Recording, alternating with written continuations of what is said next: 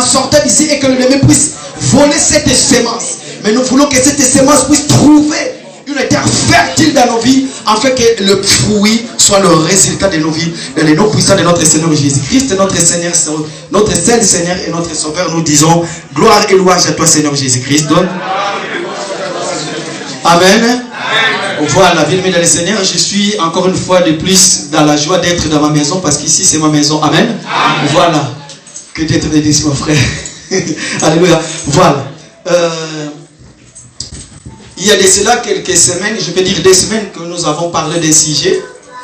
Et c'était le 14 dernier. Vu ce qui se passe à Paris en ce moment, il y a des mouvements sociaux, il y a des grèves et tout, il n'y a pas de transport. Et le 14, on a vraiment, Dieu merci, ça s'est bien passé. Et l'Assemblée des élus de Paris dit merci à tous ceux qui ont été là. Et merci aussi à nos bien-aimés qui n'ont pas pu se déplacer ce jour-là. Et nous sommes dans la joie parce que ça s'est bien passé. Malgré il y a eu des grèves, mais les gens se sont déplacés quand même. Et ceux qui n'étaient pas là, ils ont vraiment regretté. Ils ont dit la prochaine fois, Seigneur, aide-nous, que cela se passe très bien. Nous voulons aussi participer. Alors, voilà pourquoi aujourd'hui, j'ai compris une chose, que ce n'était pas par hasard lorsque j'ai parlé à l'homme de Dieu, docteur Roger Boulel-Isaac, lorsqu'il nous a dit que nous allons parler sur le Christ, sujet de notre adoration. Par là, lorsque j'ai commencé à méditer sur ce thème, j'ai découvert beaucoup de choses. Franchement, j'ai découvert beaucoup de choses et je me suis dit, comme je commence ici aujourd'hui, le dimanche prochain, je prêche à Paris, donc ça va être peut-être pendant 3 semaines ou un mois, je ne sais pas jusque là où Dieu va nous amener. Ça sera le même sujet que je vais parler. Vous savez, la parole de Dieu, c'est comme un grand forêt. Je ne veux pas dire la forêt Amazon, c'est un grand forêt, mais je veux dire que c'est un grand forêt. Il y a plein de portes d'entrée, il y a aussi plein de portes de sortie. Mais sachez que quand vous entrez, toutes les portes d'entrée doivent vous amener auprès d'une seule sortie qui est Jésus. Amen. Donc, c'est dans la Bible aussi, c'est pareil. Donc, aujourd'hui, nous allons parler de Christ et notre sujet d'adoration. Si c'était une question, qui est votre sujet d'adoration? Peut-être que chacun de nous aura sa réponse. Chacun de nous aura dit, non, moi c'est. Mais c'est comme si, c'est comme une question qu'on nous a posée et la réponse est déjà donnée. En fait, on vous donne de faire un résumé. On commence par le thème et la conclusion, c'est ça qui vient en premier lieu. Vous savez, on vous donne ce sujet, il faut le développer, mais à la conclusion, on vous dit déjà la réponse, c'est Christ qui est notre sujet d'adoration. En fait, c'est comme ça. Donc, sachez déjà, nous savons que Christ est notre sujet d'adoration. Maintenant, il y a des points, il y a des lignes que nous allons essayer d'analyser, de voir si vraiment pour toi, si tu dis que Christ est mon sujet d'adoration, est-ce qu'il est vraiment votre sujet d'adoration? Quand tu dis que Christ est mon sujet d'adoration, tu te réfères par rapport à quoi? C'est ça le problème. Quand tu te dis que moi, aujourd'hui, je suis là, si je suis en train d'adorer, pourquoi? Parce que j'ai compris que c'est lui que j'adore, c'est lui qui m'a sauvé. Il t'a sauvé par rapport à quoi? Qu'est-ce qu'il a fait de toi pour que tu puisses l'adorer? Amen. Voilà. Nous allons comprendre une chose. Est-ce que quelqu'un peut nous lire, s'il vous plaît? Nous allons lire. Nous sommes dans le livre de Genèse. Nous allons comprendre quelque chose. Dieu avait prévu un plan pour le salut de l'humanité.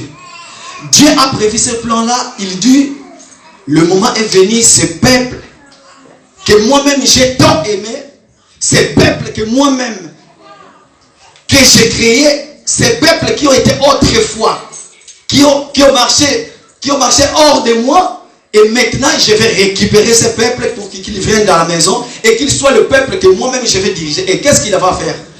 Avant que son fils Jésus-Christ va venir, il va commencer à projeter des images. Il va commencer à projeter des images des choses qui vont être, ce qui va se réaliser autrefois. Et Dieu va faire de sorte que ces choses-là soient comme un rêve. Pourquoi? Parce que ce n'était pas encore le moment où Dieu devait se manifester lui-même en réalité, afin que nous puissions connaître. Alors voilà pourquoi, qu'est-ce que Dieu va faire? Nous allons comprendre, nous allons voir une chose, c'est comme si la Bible se répète. C'est comme si la Bible se répète. Il y a des endroits, c'est comme si j'étais sur un sommeil, j'étais en train de dormir et j'ai fait un rêve. Lorsque je me réveille, je me suis dit, mais qu'est-ce qui se passe? Alors, quand je vais commencer maintenant à marcher dans la réalité, et lorsque les choses vont arriver, je vais dire, oh, mais tiens, dans mon rêve, j'ai vu ceci, malgré c'était comme ça, mais en réalité, c'était comme ça. Et qu'est-ce qui va se passer? Nous allons lire dans le livre de Genèse. C'était le même verset que j'avais utilisé autrefois. Genèse chapitre 22, du 1er jusqu'au 5e verset. S'il y a un lecteur dans la salle qui peut nous faire la lecture, s'il vous plaît. Genèse chapitre 22, du verset 1. Il est écrit, après ces choses, Dieu mit Abraham à l'épreuve et lui dit, Abraham, et il répondit, me voici.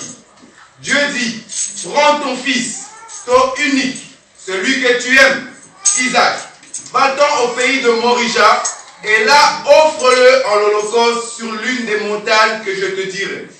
Abraham se leva de bon matin, se Sonan et prit avec lui 2 serviteurs et son fils Isaac. Il fendit du bois pour l'holocauste et partit pour aller au lieu que Dieu lui avait dit. Le 3e jour, Abraham levant les yeux, vit le lieu de loin, et Abraham dit à ses serviteurs, restez ici, avec l'âne, moi et le jeune homme, nous irons jusque-là pour adorer, et nous reviendrons auprès de vous. Amen. Voilà, deuxième lecture, Jean chapitre 3, verset 16. Jean chapitre 3, verset 16. Car Dieu a tant aimé le monde qu'il a donné son Fils unique, afin que quiconque croit en lui ne périsse point, mais qu'il ait la vie éternelle. Alléluia. Voilà. Nous allons comprendre une chose. Nous connaissons tous qui est Abraham dans la Bible, n'est-ce pas? Dieu va dire Abraham, Dieu va appeler Abraham. Abraham va quitter la maison de son père dans la Mésopotamie. Dieu va lui montrer, Dieu va lui dire, va là où je t'envoie Abraham et moi je te bénirai. Je suis dans le livre de Genèse chapitre 12. Vous connaissez la promesse de Dieu auprès d'Abraham. Dieu va lui dire, moi Dieu je te bénirai. Moi Dieu je rendrai ton nom grand. Moi Dieu je ferai ceci pour toi. Qu'est-ce qu'Abraham va faire? Abraham va quitter la maison de son père. Abraham va aller jusque là où Dieu lui avait dit d'y aller. Maintenant, qu'est-ce qui va arriver? Dieu va lui dire, Abraham, par toi, je susciterai une postérité qui sera mon peuple à moi. Et Dieu va lui dire que Abraham, Dieu va lui donner la promesse de son fils qui est Isaac. Mais lorsque nous lisons dans ces versets de la Bible, nous allons comprendre une chose. Dieu dit à Abraham, par rapport à la promesse, lorsque Isaac, le fils d'Abraham va naître, Dieu va lui dire, Abraham, prends ton fils, ton unique fils. Mais par contre, lorsque nous lisons les Écritures, nous allons comprendre que Isaac n'était pas le fils unique d'Abraham. Il y avait encore celui qu'on appelait Ismaël. Mais pourquoi qu'on l'appelle fils unique? Ce n'était que juste par rapport à la promesse de Dieu. Par rapport à la promesse de Dieu, voilà pourquoi Dieu va dire à Abraham, prends ton fils unique et va lui offrir en sacrifice. Comprenez une chose, nous sommes en train de dire Christ est notre sujet d'adoration. Et c'est par là que nous allons comprendre que Abraham était celui, pour la première fois dans la Bible, va citer le mot adoration. Abraham va citer le mot d'adoration par révélation. Abraham va prendre son fils maintenant. Abraham va obéir à la parole de Dieu. Pourquoi? Parce qu'en ce moment-là, Dieu dit, je te bénis toi, Abraham. Tu as reçu mes bénédictions à moi. Maintenant, moi, Dieu, je vais voir si c'est vrai qu'Abraham, par rapport à ce que tu es devenu, parce que nous allons comprendre, le verset 12, verset 13 de la livre de Genèse, Abraham était vraiment celui qui avait de biens matériels. Le bien matériel était vraiment présent dans la vie d'Abraham, n'est-ce pas? Et Dieu maintenant va dire, Abraham, le moment est venu, je vais voir ce que tu vas faire. Si vraiment que tu m'aimes, si vraiment que tu vas m'obéir, si vraiment cet orgueil-là, si vraiment Isaac n'a pas amené l'orgueil dans ta vie, voilà qu'est-ce que je vais faire, Abraham. Tu vas prendre maintenant cet orgueil-là, tu vas les jeter auprès de mes pieds, comme ça je saurai que tu m'aimes vraiment. Qu'est-ce qu'Abraham va faire? Comprenez une chose, la Bible dit qu'Abraham va prendre son fils Isaac. Abraham va préparer. En réalité, pour aller adorer Dieu, il y a des choses, ça se prépare. On ne peut pas adorer Dieu comme ça. Pour adorer Dieu en ce moment-là, Abraham va comprendre, je vais aller adorer Dieu, Mais il faut qu'Isaac soit là. Il faut qu'il y ait du bois. Il faut qu'il y ait du feu. Et il faut qu'il y ait le deux serviteurs qui vont m'accompagner. N'est-ce pas? Qu'est-ce qu'Abraham va faire? Abraham va réunir toutes ces choses-là. Abraham maintenant va commencer à faire son chemin. Ce qui m'a beaucoup plus étonné, regardez. Qu'est-ce qu'Abraham va faire? Abraham va préparer les bois du sacrifice. Abraham va faire porter ça sur Isaac. Isaac va prendre les bois. Isaac va commencer à porter les bois. De là où ils étaient jusqu'aux montagnes, là où Dieu leur avait montré que c'est là où vous allez m'adorer. Qu'est-ce qu'Isaac va faire? Isaac maintenant va commencer à porter le bois jusqu'au lieu où Isaac devait être mis en sacrifice. Alors qu'est-ce qui va arriver? Maintenant nous allons comprendre une chose. La Bible nous dit que notre Seigneur Jésus-Christ, il est celui qui est venu, qui a porté nos péchés à nous. Qu'est-ce qu'il a fait? Jésus-Christ va prendre la croix. Jésus-Christ va transporter la croix jusqu'au lieu qu'on appelle le lieu des crânes. C'était là où il était crucifié. Mais nous allons comprendre une chose. Lorsque Abraham va continuer son chemin, Abraham va commencer à marcher. Je suis sûr que ces bois-là étaient vraiment... Ça pesait franchement. Je suis sûr que lorsque Isaac portait ces bois-là, il portait une charge qui n'était pas destinée à lui. Parce que ce n'était pas lui qui était préparé pour mourir à la place. Maintenant, lorsqu'ils vont arriver, Abraham va regarder son fils. En ce moment-là, nous allons comprendre. Abraham arrivé au lieu du sacrifice, son fils va lui poser la question. Son fils va dire, Père, nous sommes arrivés au lieu où Dieu nous a montré. Voici le feu, voici le bois, mais où est l'agneau du sacrifice?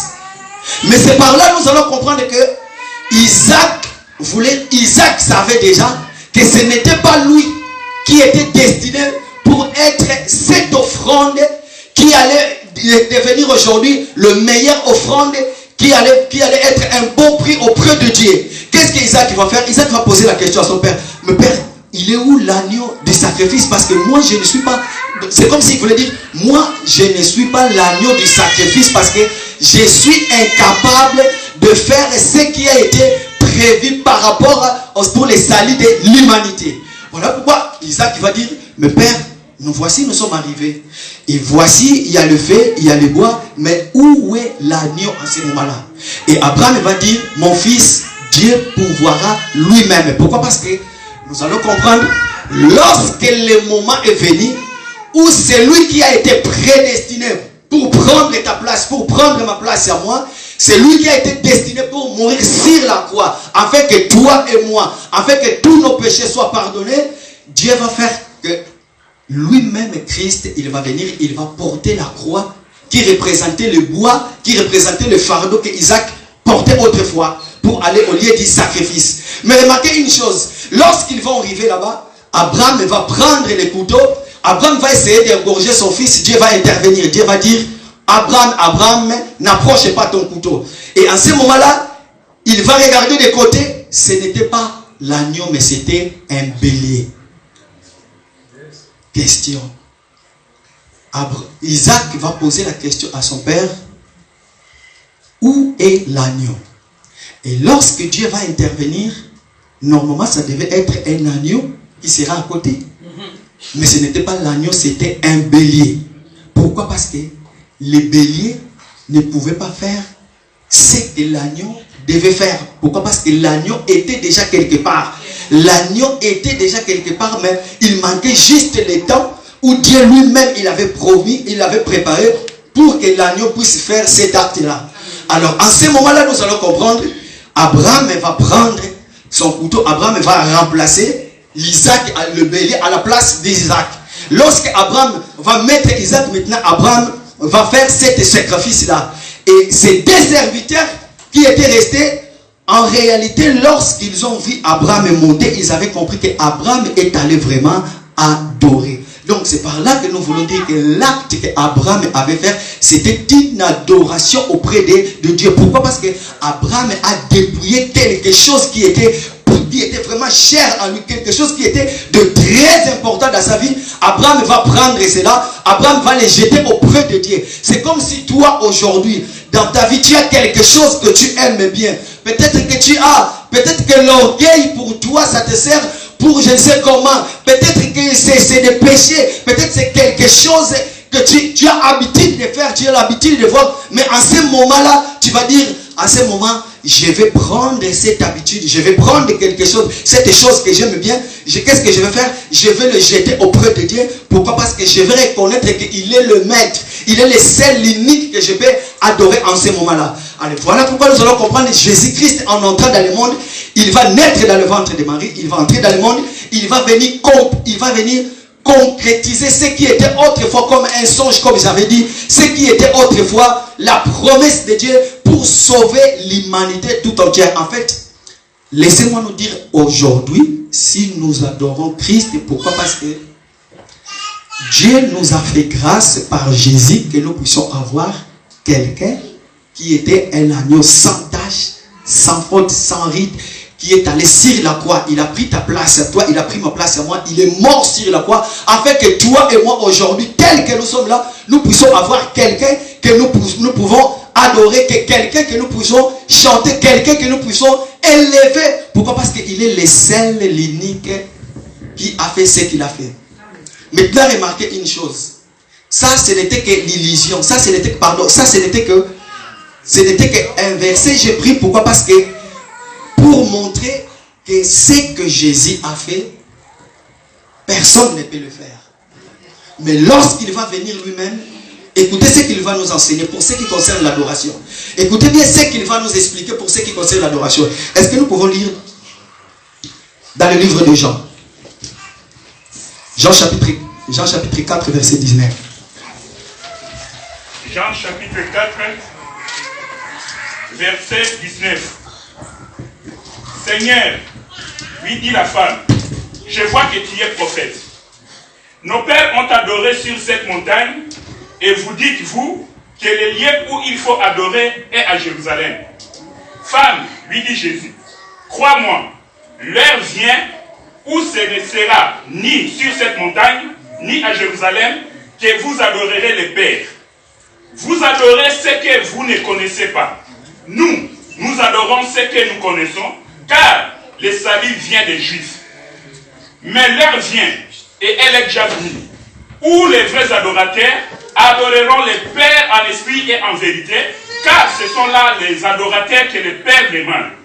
Dieu est esprit, il faut que ceux qui l'adorent en esprit et en vérité. Parole du Seigneur. Amen. Voilà. Bien aimé dans le Seigneur, tout y est dedans.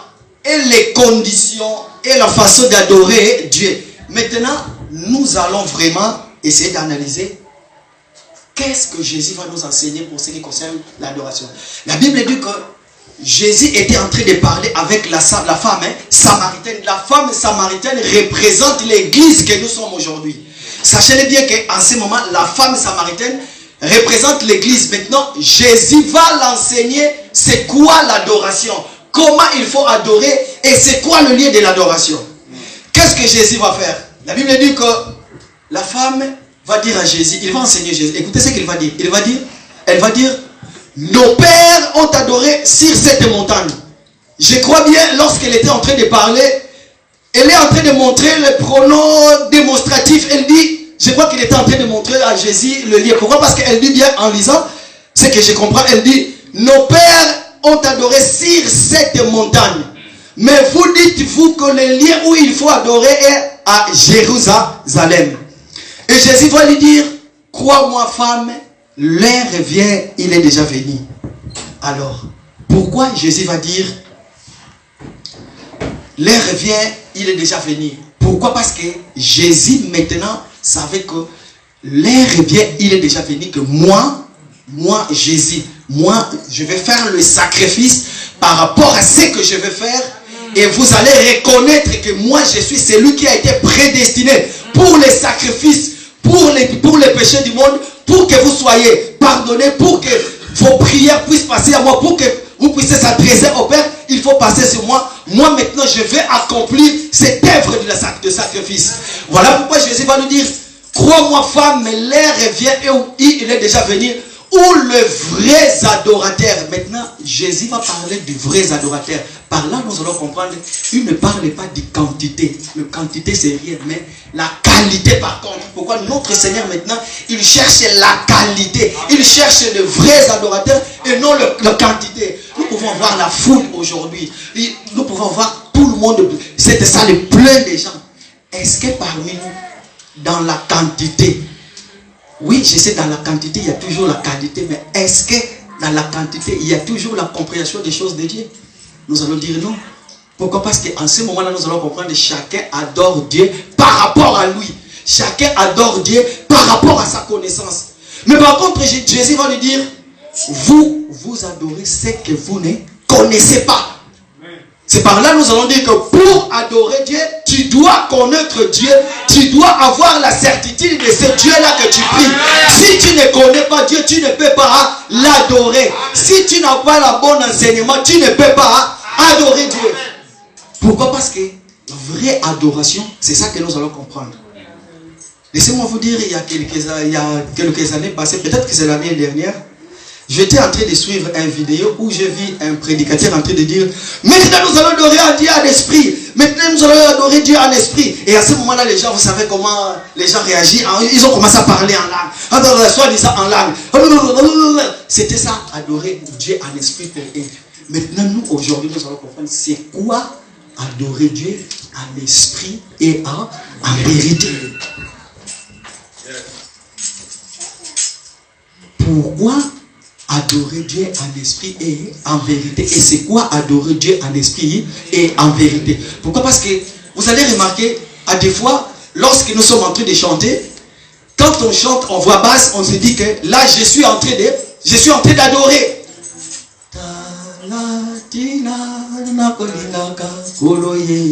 Est-ce que je suis en train d'adorer? Là, je suis en train de louer. Est-ce que maintenant, c'est ça vraiment l'adoration? C'est quoi l'adoration? Jésus va dire, l'heure vient où il est déjà venu, où les vrais adorateurs adoreront le Père en esprit et en vérité. Bien aimé dans le Seigneur, laisse-moi vous dire que ça, c'est notre dernier dimanche de l'année. Dieu te dit, mon fils, ma fille, à partir de maintenant, l'heure vient que tu vas m'adorer en esprit et en vérité. Mais ne le fais pas comme le fait tout le monde. Pourquoi? Parce que toi, tu es unique, tu es précieux auprès de mes yeux. Toi, tu es vraiment celui que je veux que tu puisses m'adorer. Alors, qu'est-ce que maintenant adorer Dieu en esprit? Nous allons commencer maintenant. Quand Dieu dit, l'heure vient, il est déjà venu, que les vrais adorateurs adoreront le Père en esprit.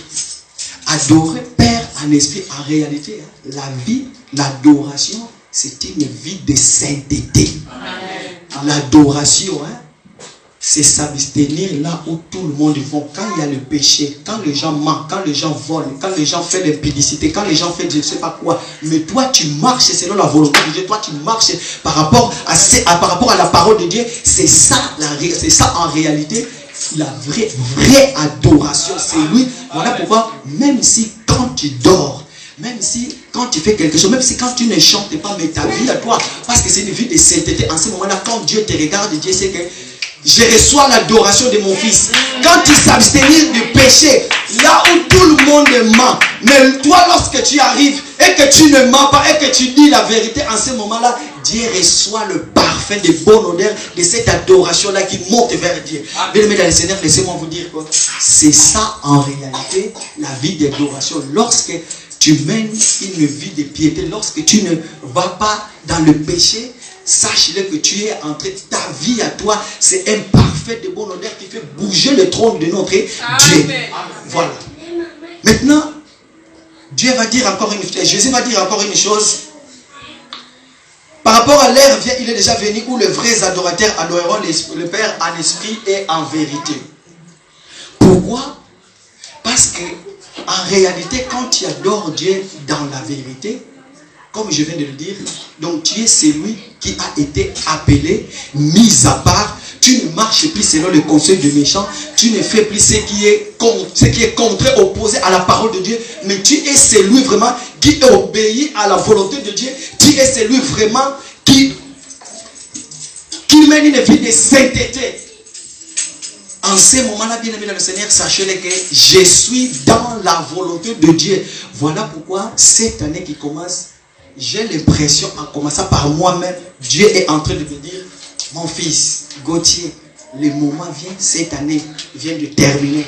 Essaye d'analyser ta vie. Essaye de voir comment tu as marché durant toute l'année.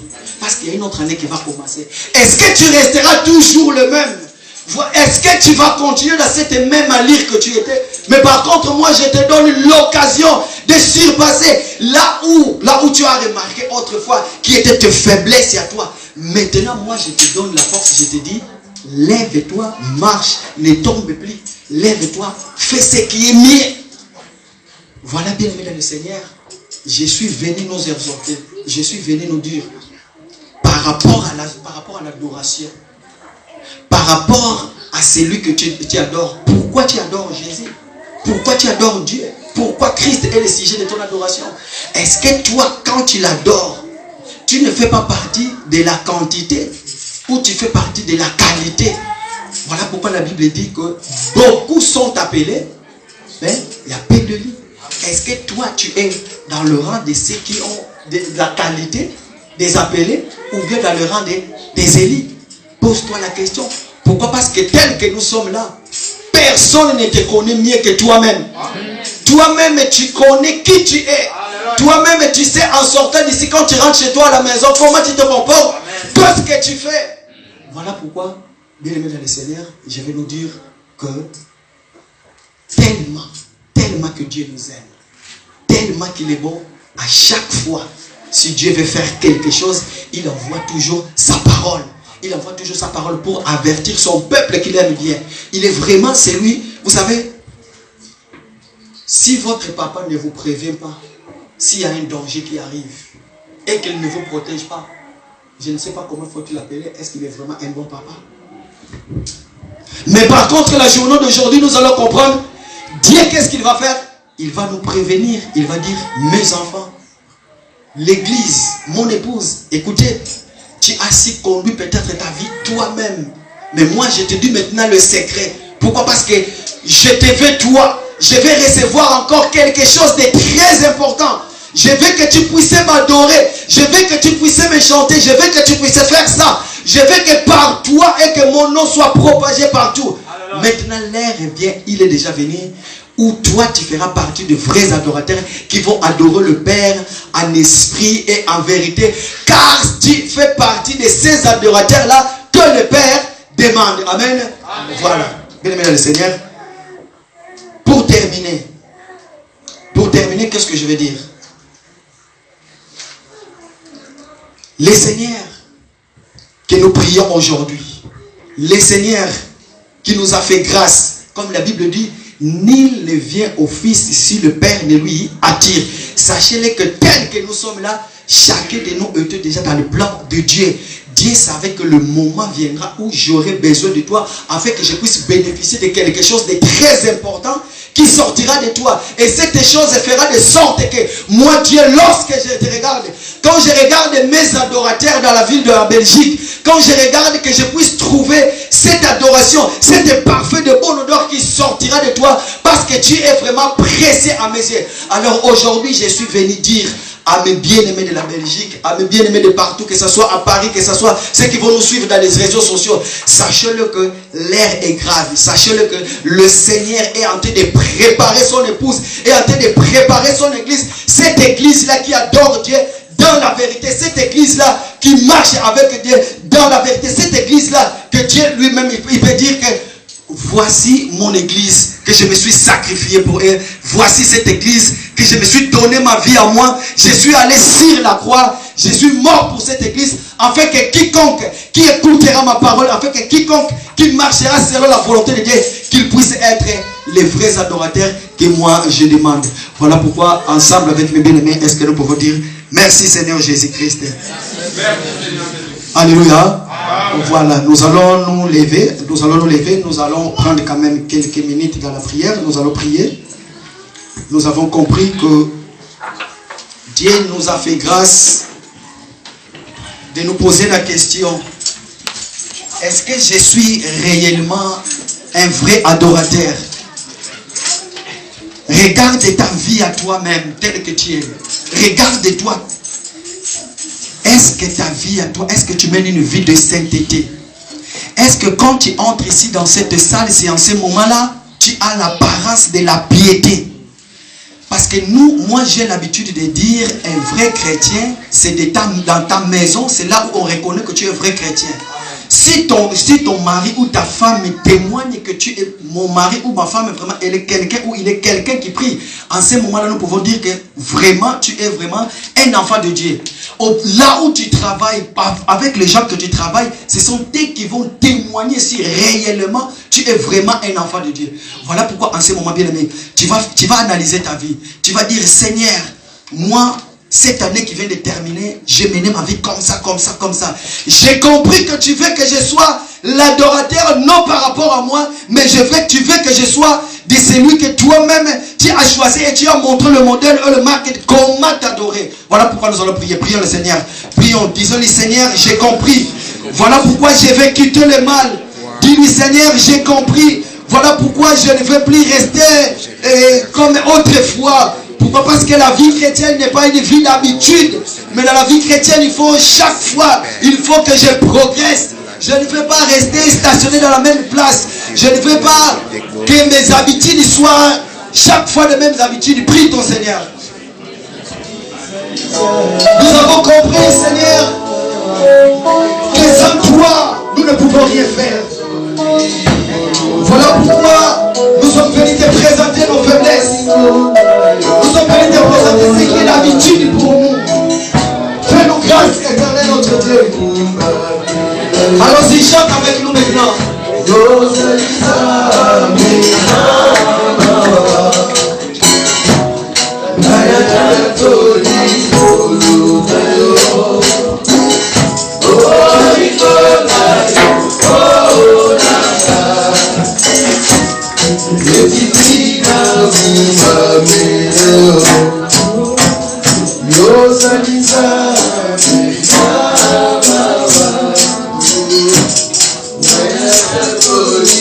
Nous sommes en train de réaliser les paroles de cette chanson par rapport à son amour, ce qu'il a fait pour nous.